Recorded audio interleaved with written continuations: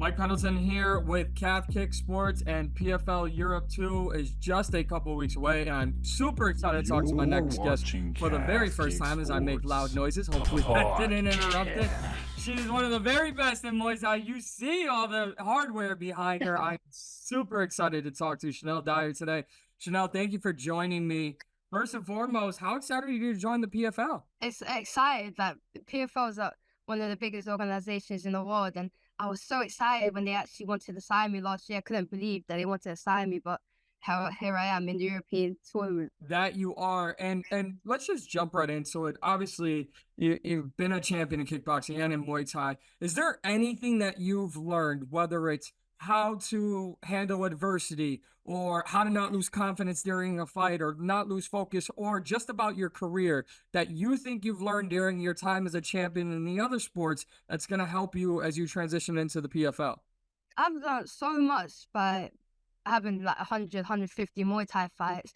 I learned how to be a fighter within those fights. I learned how to listen to my coaches. I know how my body works. I know how to rest. I know how to take care of my body. Like, I've learned so much within those fights that I think that's I say it's like one of my superpowers. That I'm only 23 years old, so I'm young in the sport, but I actually think of myself as a veteran because I've had so much fights and I'm so experienced, so I know what a fight is already. Yeah, absolutely you do. Given that many fights at such a young age.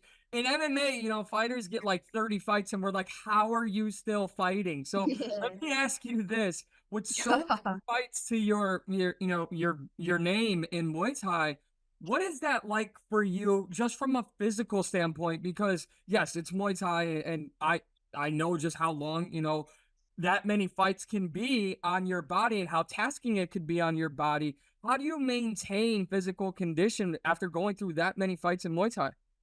Yeah, my body feels like it's 50 years old already. Like my knees are when I'm 30, I feel sorry for my knees because my knees are gonna be like non-existent. I'm feeling.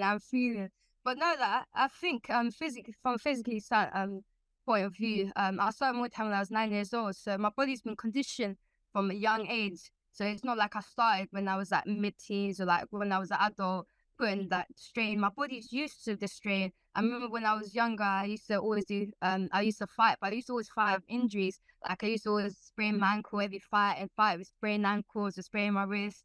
But now I'm like immune to that. I'll never sprain my wrist because I sprained my wrist a million times when I was 9 years old. So I'm never going to do it again. So my body's conditioned in that sense. And I can like kick trees like with my bare shin and I have no feelings because like all the nerves is gone because I've kicked pads about a million times. So my body's just it's natural for me now. It's like my body knows what it's doing. That's amazing. As someone who grew up playing basketball in the States and stopped because I got injured, now I just realized if I would have just kept getting injured, maybe I would have just gotten used to it. Yeah, your body your body will recognize it and will not get into the same ones. When you were growing up, obviously you did some Muay Thai training in Thailand. That's the Mecca, right? That's like I just mentioned basketball. That's like learning from Michael Jordan, right? Like you're going to the godsend and the first Muay Thai. What was that like for you, and what was your biggest takeaway from it? Thailand literally is the best place in the whole world. Every day I wake up and I wish I was in Thailand. It's the best place in the whole world. Like the vibes, the training, everyone's on the same level. Everyone's there to do the same thing, and everyone's free.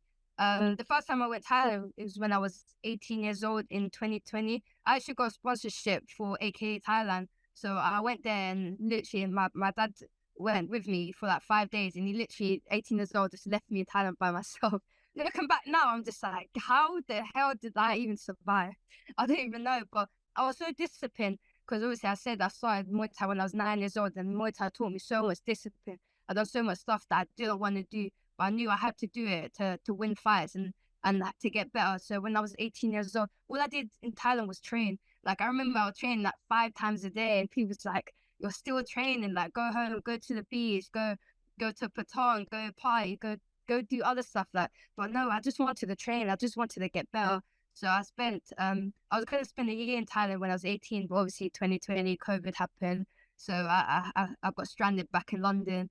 But then I went back in December this year, and it's just amazing. The training is next level, like learning from traditional Thais. It's in their culture, so learning from them is amazing. I went Bangtao in December with the Hickman brothers. I learned great wrestling, great jiu-jitsu, and sparred so many great people from around the world. I was gonna ask you. Obviously, doing my research, I know jiu-jitsu is not your favorite thing. And Yeah, then you it saw wasn't. I like it now. now you like Don't tell anyone. it. How It's a did you pull off secret. the Omoplata submission? That was like my go-to. That was like my favorite submission. I would like bang on everyone because nobody does it. I actually learned that submission off of, I think it was YouTube or Instagram. I think I saw on Instagram. I was like, this looks cool, and I saw on YouTube, and I just started doing it on everyone, and I've always catched everyone on it. And I done on my opponent. I watched her last fight. She likes to extend her arms, so I was like, oh, I could just apply her. I tried to wrist lock her, but then she got a wrist lock because she didn't want to tap to Omoplata. And I only wrist lock people that don't want to tap to initial submission. So I was like, okay, you don't want to tap to Omoplata. Let me just wrist lock you then. It's a bit, but yeah, she tapped to the end. That's awesome, by the way. I've tried to learn a lot of things from YouTube, like how to like toast bread, and I still burn it. So I don't. Yeah. I'm not as disciplined as you, but I Sometimes you find hidden gems in YouTube. yeah. Yeah, I got to keep looking. But I did want to ask about that discipline because I think it's something that's so overlooked in martial arts as a whole. When you have over 150 Muay Thai fights, when you're 23 years old, you've been with PFL before, you're coming back, you're in the European tournament. There's so much ahead of you at 23 years old. How do you keep this discipline at the forefront of everything that you do? For grappling. For everything, just in life, like how you go about day to day in your fight career, that discipline that Yeah, you so yeah, I just try to keep grounded. Like MMA for me, it's a scary sport because I can be on this high. I'm on like count my amateur career. I'm on like a 7, 8 or 8 fight winning streak. But I know that none of that means nothing unless I win my next fight, and anything can happen in my next fight. So if I don't keep grounded, if I don't keep training as hard as I can since the beginning, since my first fight, I can lose my next fight, and everything I've been getting right now could just be gone in an instant. And that's MMA. Like people will hate you today, and if you lose your fight, everyone's against you, and that's your career done. So that's a scary thought for me, and I don't want that because this is the only thing I want to do in my life. I give it 100%. This is the only thing I do, and this is the only thing I have to do. So if I don't give 100% and I lose my next fight, then where do I go from there? I have to start rebuilding, and I don't want to rebuild because I built the box already. So, and I just always keep that in the back of my mind as well. One thing in these interviews, especially with PFL and Bellator fighters, that I enjoy hearing, and I ask almost every single fighter, is we talked about you know, being a part of the PFL roster, but just the opportunity they give you to not have to worry about social media, to not have to worry about anything else. Go in, win your fight. Forget what the internet says. Everyone's got their opinion on their favorite promotions and everything like that. But PFL is really, especially young talent and talent that people need to start hearing about. PFL does an amazing job grabbing that talent like yourself, putting them in front of the world, and let you, the fighter, go do the talking. How do you feel PFL has helped you just let you be a fighter first and they'll take care of the rest? That's exactly the reason why I signed with PFL in the first place. Because I think PFL wanted to sign me after my first pro fight. Like, what other whose organization wants to sign a one to no pro? Like, no other promotion wants to do that. But what PFL does, they see potential, and they want to help build you and grow you into a world class fighter. Because there's so many young fighters and young professionals. They'll win their first couple, and they get lost, and they start taking stupid fights, stupid matchups, go different directions, and they mess up their career because they have no guidance. But whereas PFR, they're taking young people with good experience and good potential, and they're like, okay, you have good potential, let me build you up, and let's help you, guide you to be the best fighter you can be. And that's what they're doing with me. They're giving me the right fights, the right platform, the right guidance. Last year they're like, okay, we'll sign you. I was the first fight in the Paris card. Then they're like, you could be in the undercard in the Dublin card. Then you've been in the European season this year. If you win, you can be in the American season, then Super League. That's growth, and that's what I want to do as a fighter. I just want to grow. I have so much years left in the sport, so I want to keep it steady pace, but I want to keep leveling up, but in the right way and make no mistakes. And I'm not making no mistakes with PFL. I love that. I love that. Thank you for sharing that. So, would it be safe to say that your plan is the same as their plan? Go through the European tournament, make it onto the global roster, and then go through that next year? 100%, that's the plan. Like, I'm gonna win the European season this year, 100%. Like there's no one in the roster that's beating me. The only person that can beat me this year is myself, which is the hardest thing, but it's the most exciting thing of this season. And then I'll go over to America next year, and I want to fight the best fighters. Like looking at the season this year, in America, they have great fighters, and I want to test myself, test my abilities. I want to be the best fighter, so I have to fight the best. And that's what I'm going to do in America next year, make the $1 million, and then just keep growing from there.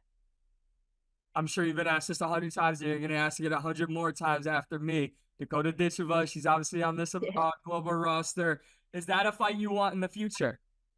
100%. Like, I just want big fights, and the way they're growing her, the way she's winning her fights. We're both English. We both live in England as well, so that's going to be a great fight. And I just want legacy fights, and that would be a great fight for my legacy. So if we get that down the future, by all means, that'll be one of the biggest fights in UK MMA history. As you are coming into, this European tournament this year, are you kind of, obviously you're focusing on your fight, but are you kind of watching how they're growing here and going, I'm next, I'm next? Yeah, 100%. Like, I've been watching her for ages.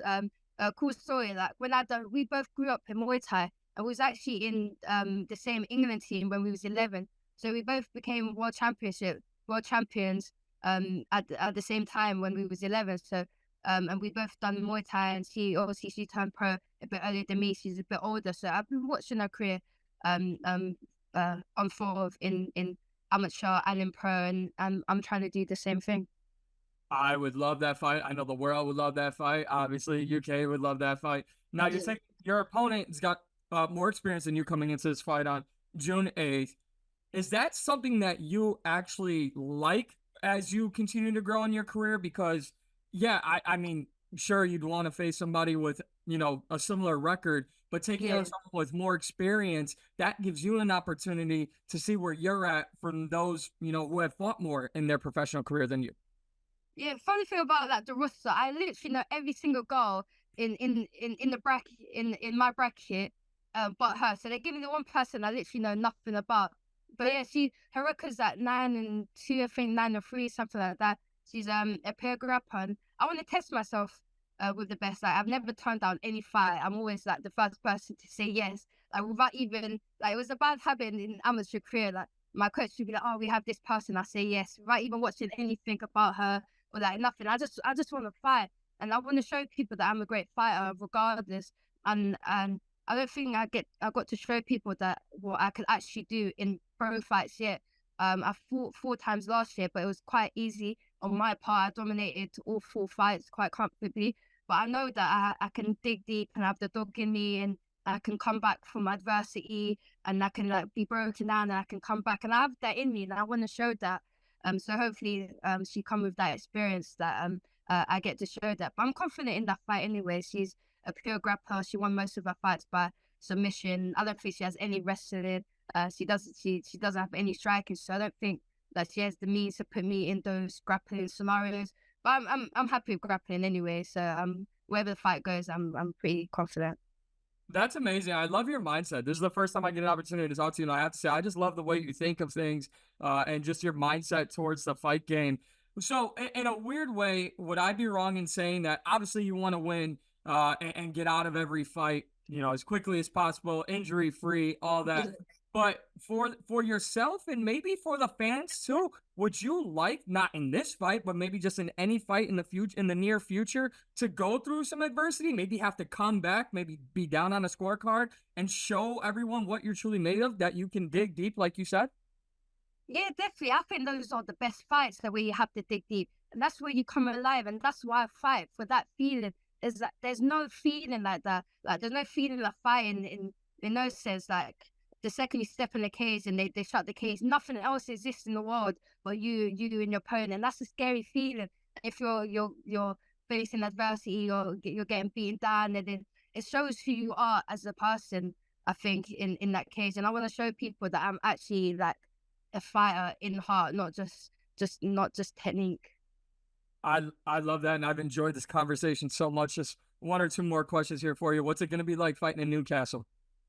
Newcastle is amazing. I actually went to the PFL Newcastle event last year, and the atmosphere was great. The hospitality was great. So I'm excited to be on this card. The whole card is amazing. We have great fighters. We have Savannah Master. She's fighting on it. We have great people making debuts. A few people I know on the card. So the card's going to be great. Newcastle as a town is one of the best towns in the UK. So I'm excited to fight in PFL Newcastle. I might take your word for it. I gotta go experience it myself. I gotta travel across, the pond, as they say. But Yeah, I definitely gotta figure it. I gotta find out for myself one day. I want to end on this. Yourself included. UK MMA is on fire. We could talk about the days when it was just Michael Bisping or just a few fighters. It was just one or two fighters. Now there's so many. And we look at another promotion, and not to talk about other promotions, but we look at what's happening in Manchester at UFC 304 with Tom Aspinall and Leon Edwards. Just taking UK MMA with yourself included and the growth you've seen, and you're only 23. How big is UK MMA to you? I think UK MMA is taken over. Like, look what we've done in the past few years. Like, we have two major champions. We have like the people who have taken over promotions. UK MMA is really growing. I remember that a few years ago, everyone was disregarding UK MMA. Oh, we're just strikers. We have no jiu-jitsu. We have no grappling. Just like disregard them. But we have so many great fighters coming out. Great grapplers, great wrestlers, great judokas. Like I can literally go to so many different gyms around the UK and find great fighters to train with. So yeah, UK MMA is on fire now. Last one. What should fans expect from you on June 8th? They're gonna expect explosiveness and another win for the Nightmare Dyer. I cannot wait. Shanelle Dyer, thank you so much for the opportunity to talk today. All the best. Cannot wait to watch live in Newcastle, PFL Europe 2, as the European tournament rolls on June 8th live on the Zone. Thank you so much. Thank you.